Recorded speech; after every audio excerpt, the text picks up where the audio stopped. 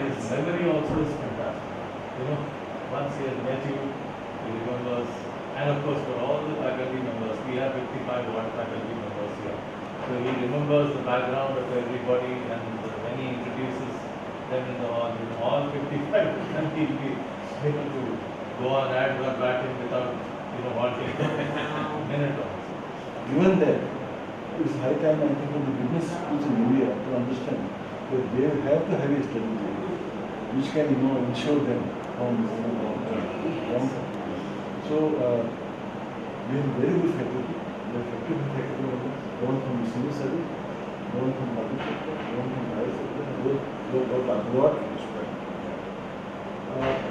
We want to use their talent.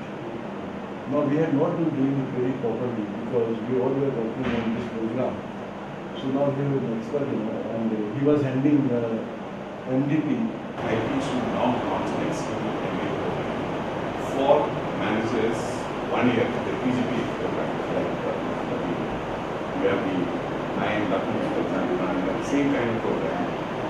You work with the public sector and then give priority to public sector managers to join the program and work with entities, preferably entities, because they have a facility, they have a so it will work. And that is now the order. Right now, that's what everybody wants. We were looking at a foot population of India because there was a massive infrastructure. Yeah, but then last minute. I understand, but the thing is, food corporation is completely a different kind of field you're going in. The minute we talk about NTPC, you're really talking about hands-on manner. That's more how professional, more hands-on management, more leadership orientation, and so on. So from that point of view, In our public policy division, we have a public policy and governance division. We bring out the journal and we do number of students for the government in policy aspects. So, our youngest colleague. me on the side.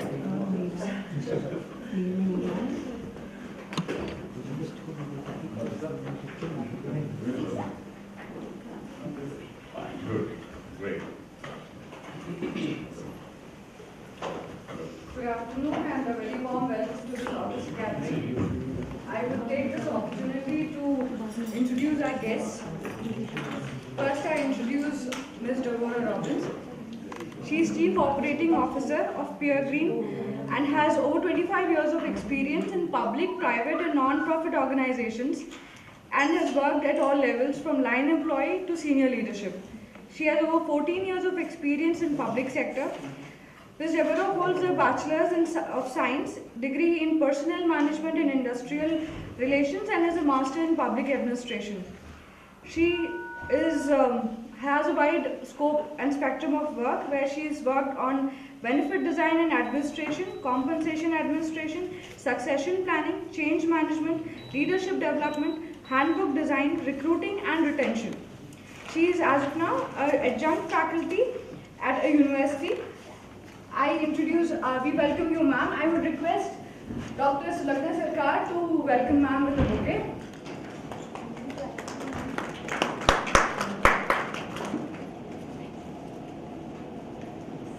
Mr. Mick Thomas is Director Quality Assurance and Enhancement. He has over 30 years of work experience in public, private and non-profit organizations. He has a breadth of experience from organizational effectiveness to quality and continuous improvement, project and people management, human Resource Management, University Administration, Research and Development. He holds a Bachelor's of Engineering and Master's in Arts in Organizational Management, as well as a professional certification from Society of Human Resource Management, American Society of Training and Development, and is Six Sigma certified. Mr. Mick is an adjunct faculty with the Northwood University and teaches the BBA program, Human Resource Management and Organizational Behavior.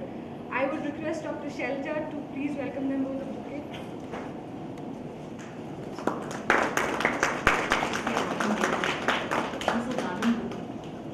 Not only, I just want to say that. Make India. Make India. Make Locally. It's like make IP. Make in the IP. Yeah. I introduce our other august guest, Mr. Raman. He is an internationally acknowledged higher education quality champion, is also a highly accomplished business journalist who has held senior editorial positions in leading business dailies and magazines. For example would be Financial Express, Business World, Business Standard, and many more. He has over 30 years of experience being a business journalist. He has over 10,000 features and articles to his credit.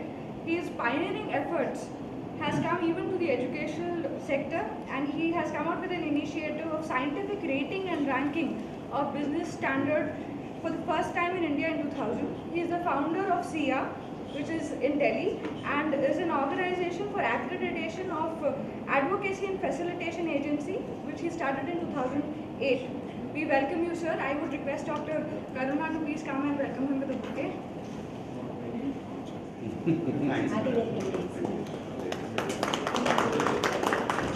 I would request Professor Mishra to come and deliver the welcome address.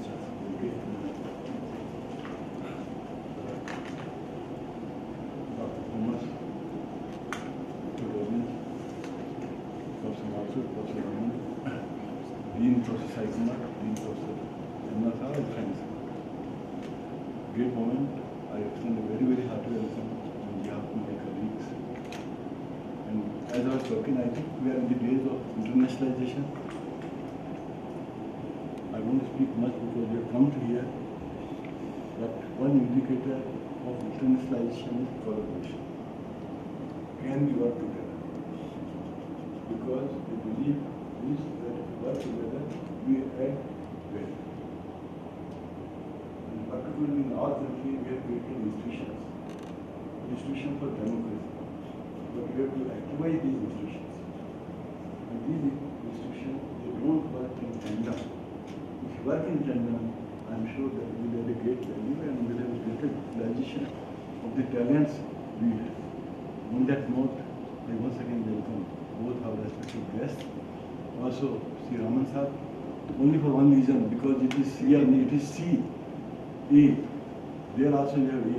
So I think the impression that we get from you is that we must move up from D, C, B to A. I think that's the inspiration. And it's an open challenge. Can we do that? Very difficult. We had a big war about a few thousand years back between good and bad. We call it Mahabharata. But in Mahabharata, there is a side which one was not, had forceful army and ammunition, but they had a very great guide. So this war for expectation of moving up is not an easy thing, because if you want to move up, there are people to push you down. But we are very hopeful in that because he is our guide. So this is so much. With, I think, that kind of support, I'm sure that we will be able to move up. In that, I think, there is the effort from Mathur sir, who has been working day and night. He got the accreditation of the universities. There is a body, we call it Association of Indian Universities. So all the courses of this institute are recognized by AIU.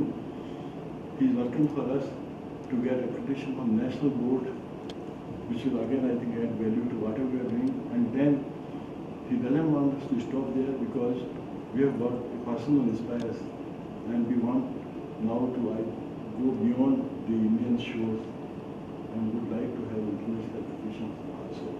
In that, I think the theme that we have, leadership, is a very, very important thing, because in academics, leadership is very important. And we in this country we don't require one or two, we want everybody to be a leader in his or her own country.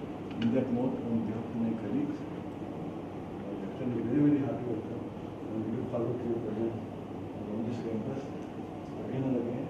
And request you to guide us on how we can do now.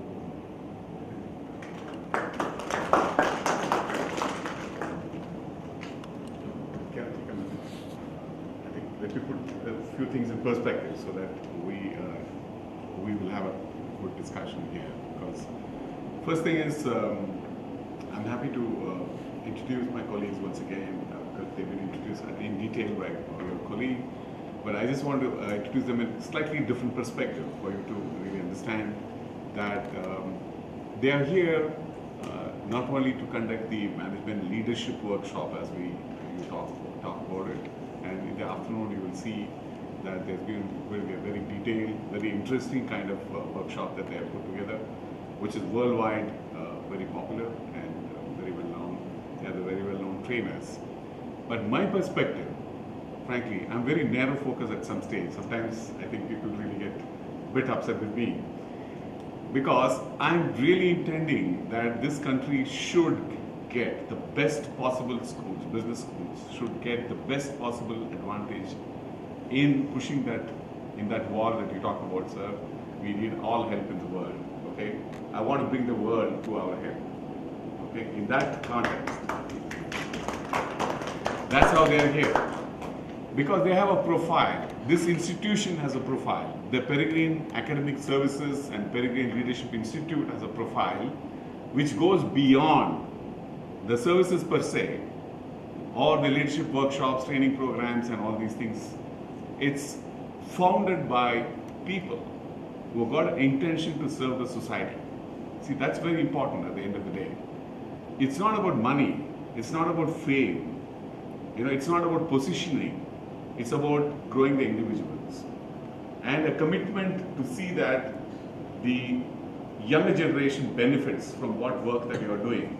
So if you really look at the kind of repositories that they've created in terms of knowledge resources, in terms of the products that they've developed out of the education, I think there's a lot for us from the point of view of faculty and institutions to learn from such institutions, and I would say, if you don't mind me saying that, use them for our purpose, because the purpose is noble.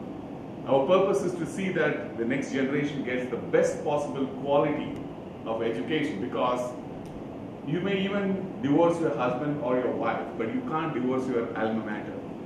Please understand that. You are wedded for your life. The student who comes here, your responsibility goes beyond these 2 years. Your responsibility is to see that the cohort that goes out of the school retains that name and the fame that they have come from a very, very good school. So your responsibility continues beyond that particular 2 batches. At the same time, the alumni who go out, their responsibility is also equally true, that they have to contribute. So somewhere along the line, we have to develop that kind of a very close relationship with our stakeholders. Our stakeholders are not the board alone, not the government. Our real stakeholders are the current students and the students who passed out of this place. Now, what can we give them? We can give a lot to this group. My intention really is that institutions like this would really be doing that job of connecting you with your own students today and the students who went through your portals yesterday, so that tomorrow's students and tomorrow's faculty benefit from all these resources that have been created, all this leadership that has been there. Almost all of us who are here sitting around this table would not be there possibly 10 years, 20 years from now. There will be a fresh set of people who will be sitting here. Believe me, the same set of students, faces will be different, but the age will be the same. Expectations will be the same. And they have come here with the idea that they will get some very good education. So what can we do? We thought through this, and that's one of the reasons why they are sitting here. These are all international experts who have spent a considerable amount of their time in academics, core academics. And only then you really talk about corporate and corporate involvement. So from that point of view, I believe that there will be a lot of value in such kind of people who are coming in. And as we look at the future, one of the reasons why last time when I came, I think I met most of you here, we were talking in terms of international accreditation. The reason why we are talking in terms of international accreditation is precisely for this reason, that institutions like this should sustain and move forward in a manner that the globe is expecting you to be, because you are a highly branded school. And the school's branding has to continue to grow. And the growth cannot happen when you are sitting and doing what you are doing best. You are a great school, you teach very well, your students get great jobs. Is that all? No, it's not. In fact, it's just the beginning. Because the more you do this, the more responsibility you start carrying. That means